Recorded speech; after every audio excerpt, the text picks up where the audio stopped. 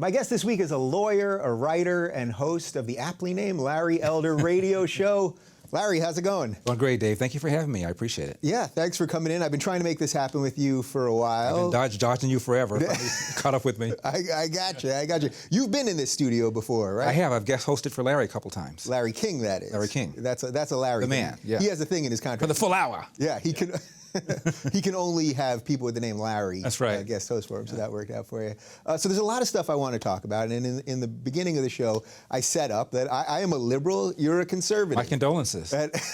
Maybe by the time this show is over, we can move you to the center a little bit. And maybe by the time the show's over, we can move you. That's not going to happen. That's not going to happen. But that's what it's all about. That's why I've wanted to have you on the show, because I find there are some people in the public space that I disagree with, but that I'd like to sit down and talk about some of the ideas. Right. And I consider you in that space. But before we get to the politics, I like the audience to know a little bit about the history of the people I'm talking about. So can you just, I know you were born in L.A., right. Give me a little Larry Elder history to start. Born and raised in L.A., my dad was a janitor. He cleaned toilets. My dad was born in Athens, Georgia. Doesn't know who his mother is, doesn't know who his father is, rather. My name Elder was the name of some dude who was in his life the longest. My father was kicked out of his house when he was 13 years old by his irresponsible grandmother and was on his own from that point on. My mom grew up on a farm, kind of aristocracy for a black woman. She owned the farm. They owned the farm. Anyway, my dad and my mom got together and moved to California in the 40s. I have two brothers. I am, as you mentioned, a lawyer. Born and raised in L.A. and went to college in the East Coast, law school in the Midwest, stayed in Ohio for about 17 years, came back to L.A. about 22 years ago, got into TV and radio, and I've been doing it ever since. There you go. All right, so now we got the meat of what you do. Now, you're not a practicing lawyer right now. Negative, no. Yeah. No, I did it for 2.5, 3 years, and that was it. I find a lot of people in the public space either were lawyers at one time, or I know there's a ton of comedians that were lawyers. What is it about lawyers? A lot of them want to get out. What's that about? I'm not sure that's true. It's just a real flexible thing to do. You learn how to reason, you learn about the law, you learn about the Constitution.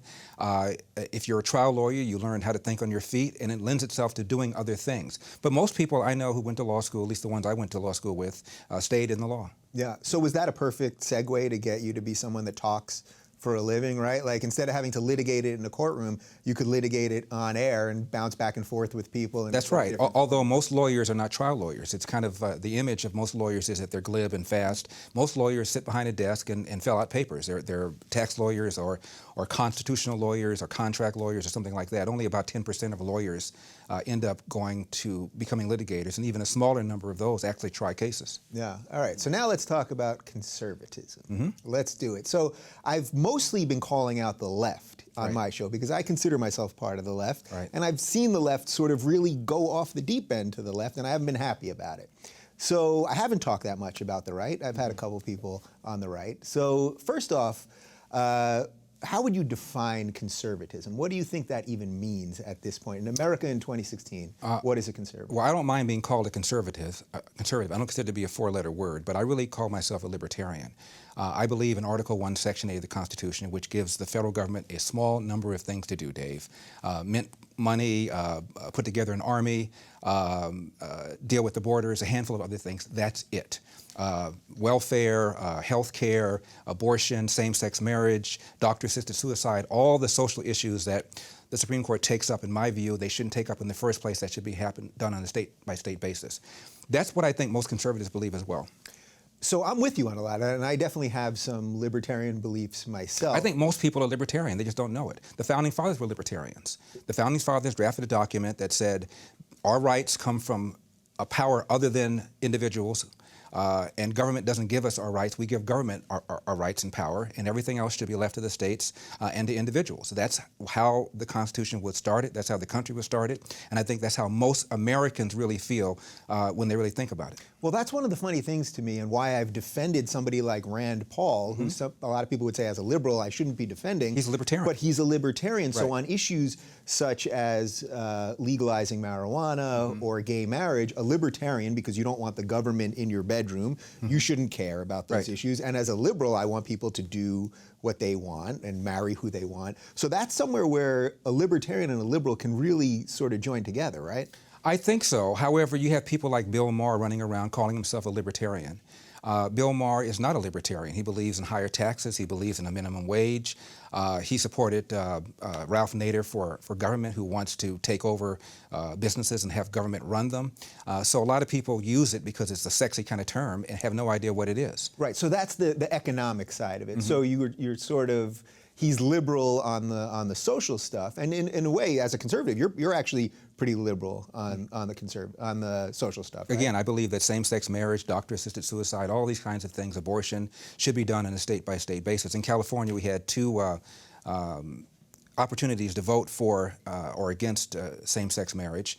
Proposition 30 and another time when we voted on, I think it was called Issue 8 or Measure 8. And in both cases, I voted in favor of same-sex marriage. In both cases, I was overruled. Yeah. I have no problem with the idea that the majority of my fellow Americans or fellow Californians did not agree with me. I don't believe that I then go to the Supreme Court and cram it down the throats of the other states. Right. Okay. So then that's the states' rights issue, and sort of. So you would say that the Supreme Court is legislating from the bench or something to that effect? Yeah, I would. Yeah, and that so you're basically okay with what happened. You just don't like how it happened. Correct.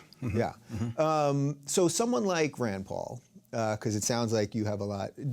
Are you supporting him? No, I'm not. You're not. I don't like Rand Paul because of his position on foreign affairs and defense. A lot of libertarians, and I don't think being a libertarian leads you to being an isolationist, although most libertarians are, for reasons that I think are kind of confusing.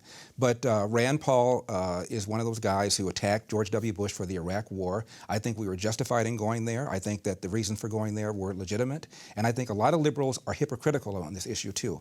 You talked about how you chastise people on the left for being hypocrites. I'll give you one big one. The argument against the Iraq War is that George W. Bush foolishly wanted to impose our values on another culture, had no idea what the aftermath would be if we get rid of this bad guy, right? However, Obama comes into office. He joins with the British and the French in bombing Libya, getting rid of Gaddafi. Why? Did he threaten us? No. They did so for humanitarian, civil rights reasons. Hillary recently at a debate was asked about why she did that. She said, well, so they could have free elections. Where was the left? Same thing with regard to Egypt. We get rid of Mubarak. He was a thug, but they're all thugs. The Muslim Brotherhood comes in there, and Obama backs them. And the country's worse than it was before. And then Assad. And is now backing the guy that took over after the Muslim. And then Assad, for reasons that escaped me, Obama decided Assad had to go. Yeah. Why? These countries did not threaten us the way, in my opinion, Iraq did. Iraq was a deal after 9/11. 90% of the American people believed that we were going to get hit again. And this guy was stealing from the Oil for Food program. He was interfering with our patrolling the southern and no-fly zones. He had used chemical weapons on his own people. We know that because he used them on the Iranians. He used them on the Kurds. He had tried to assassinate George Herbert Walker Bush. He was a threat. And like it or not, at least we had a legitimate reason for going there, and he got the backing of both the House and the Senate. Obama did Egypt, and he did Libya, and he did Syria without the backing of Congress, and yet the left didn't say a damn thing. Right. So hypocrites.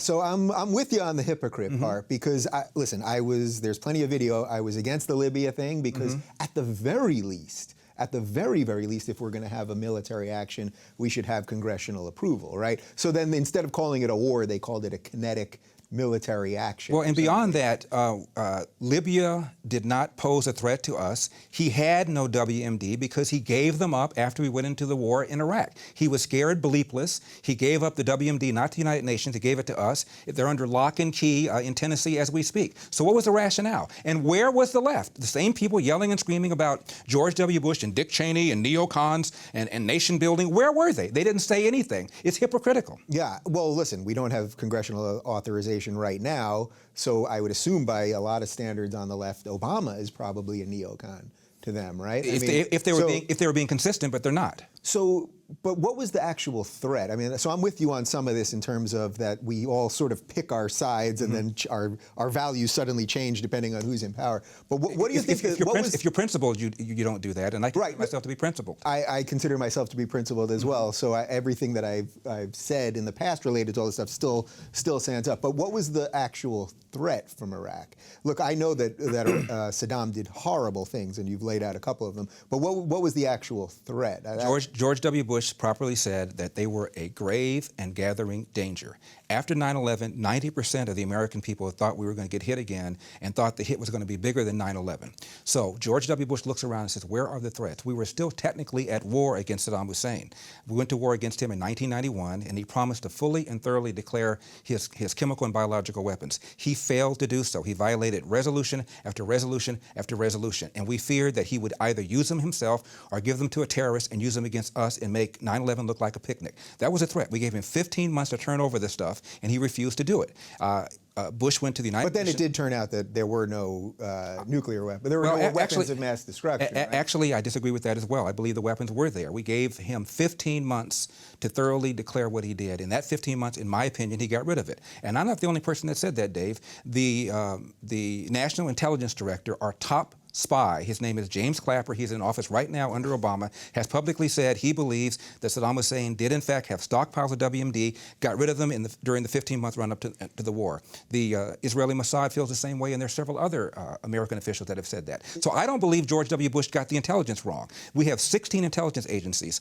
All 16 said at the highest level of probability that Saddam Hussein had stockpiles of chemical and biological weapons. Obama had the same CIA director who served under Bill Clinton, George Tenet. He said the likelihood that Saddam Hussein had chemical weapons and biological weapons was a slam dunk. And the same people that called George W. Bush a moron wanted him to go, so all 16 of you guys say that he's got this stuff, and you say he's got it, George? I'm just not feeling it, so I'm not going to do it. But he's a moron. So would you say that this is one of the cases that part of the problem, and I think this is a through line through everything we're going to discuss for the next hour, is that I don't know who to believe anymore. That's become a thing. So James Clapper, who you just mentioned, right. He's the same guy, the same CIA director who sat in front of Congress and said that we're not spying on Americans. Remember, and he was scratching the top of his head because, as they say in Seinfeld, when you're lying, right. you touch, the higher up you touch on your face, the bigger the lie is. Right. And he says, we're not wittingly spying on the American public. We now know that that wasn't the case. What he said was, right? I gave the least untruthful answer I could give.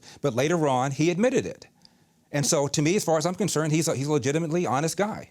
So, well, I guess he gave the least honest answer he could least give. Untruthful answer. Least untruthful. Right. But it wasn't, I guess, but it wasn't truthful. Well, it was classified. It was classified. He wasn't supposed to talk about it. But all right, so without getting too caught up in the words, though, but do you think that's part of the problem, that we just don't know who to believe anymore? No, we don't believe our government officials. We barely believe the media. Well, I have my own issues with government, but my problem with the Iraq War is that Republicans failed to say what I've said and defend it. Even Jeb Bush has not defended it properly. He was asked when he first started running, what do you think about the Iraq War? Well, Jeb, I mean, honestly, if you can't even defend what your brother did, how can other people do it? Yeah. And so I think Americans have forgotten why we went there. At one time, 73% of the American people supported this war. You have to remind people of why you've gone to war. Remind people what the reasons are. And people have forgotten it. Now they have this vague idea that George W. Bush overreacted and went in there and deposed somebody because he just didn't like him, and that's why we were there, and let's not do that anymore. That's kind of how people have given the Cliff Notes version of what happened, and it's unfair. So what would you say to the people that would argue that ISIS wouldn't exist right now if we hadn't toppled Saddam? Because he at least had, for all the horrible things he was doing, and the Ba'ath Party was doing terrible things, and they were executing people and throwing gays off roofs and using mustard gas on the Kurds and all that stuff, but at least he was keeping a sort of lid on the actual craziness that we're seeing right now. My problem with that is that we don't know what Saddam Hussein would have done had we not gone there. Even though we didn't find the stockpiles, there were two people that George W. Bush sent to find the stockpiles. One was named David Kay. The other one was named Chuck Dulfer. Both of them said, we didn't find any stockpiles. We screwed up. However, this guy was going to reconstitute his WMD program and reconstitute his nuclear program when the heat was off. So we would have had to deal with him anyway. The second thing I say is that President Obama pulled out all the troops because he ran in 2008 and said the Iraq War was a dumb war. We never should have gone there. Over the advice of Hillary, his Secretary of State, over the advice of his then Secretary of Defense, Leon Panetta, over the advice of his former Secretary of Defense, Robert Gates, over the advice of the Joint Chiefs, he pulled out all the troops. He was warned, if you do this, there'll be a vacuum. He did it anyway. Ray Odierno is a member of the Joint Chiefs. He just retired, and he gave a speech when he retired, and he was asked if does he believe that we should have left people there? He says, yes. Had we done so, ISIS could have been dealt with. So in my opinion, however you feel about it, when Obama walked in and inherited this mess, he should have made it better, not worse. He made it worse. So in a way, you're sort of blaming both sides, right? In that, or I guess I would blame both sides. I don't want to put words in your mouth. I would blame both sides here in that we went to the wrong war.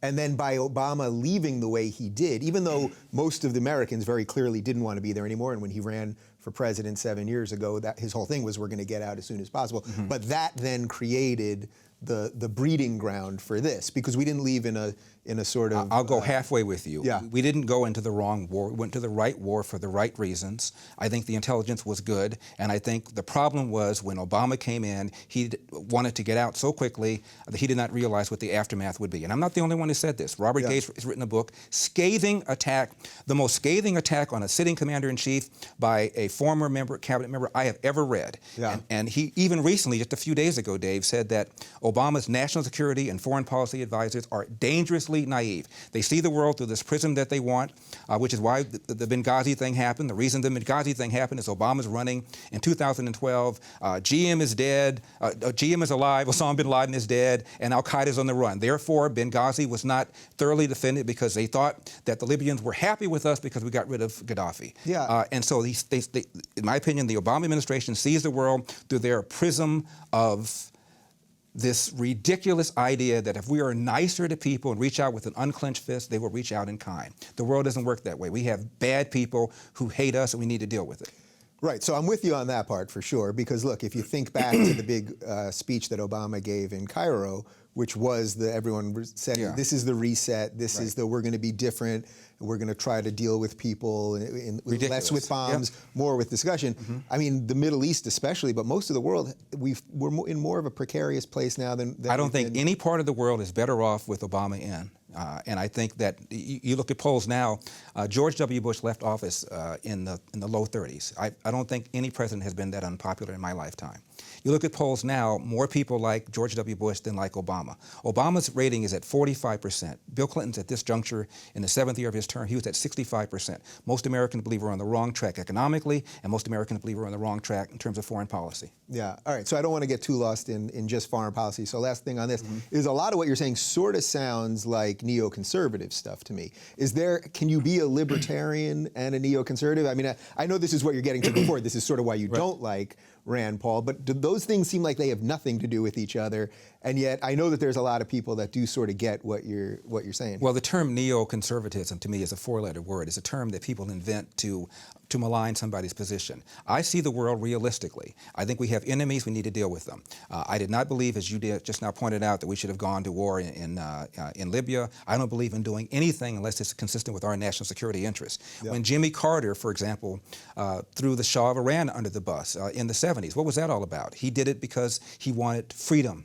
He wanted to liberate the people who were behind bars. The same people we now call terrorists, these are the ones that Obama forced the Shah to let out of prison, and they ultimately toppled the regime. What's that all about? It's not our job to impose democracy. It's our job to make sure that countries are not our enemies, our countries are doing things that are consistent with our own national security interests. And that's my problem. Right, so you don't want a nation build, you want to do things that you consider sort of defensive posture. Correct. We went into Haiti, I think, during Bill Clinton's administration because they were having difficulties. Not our job.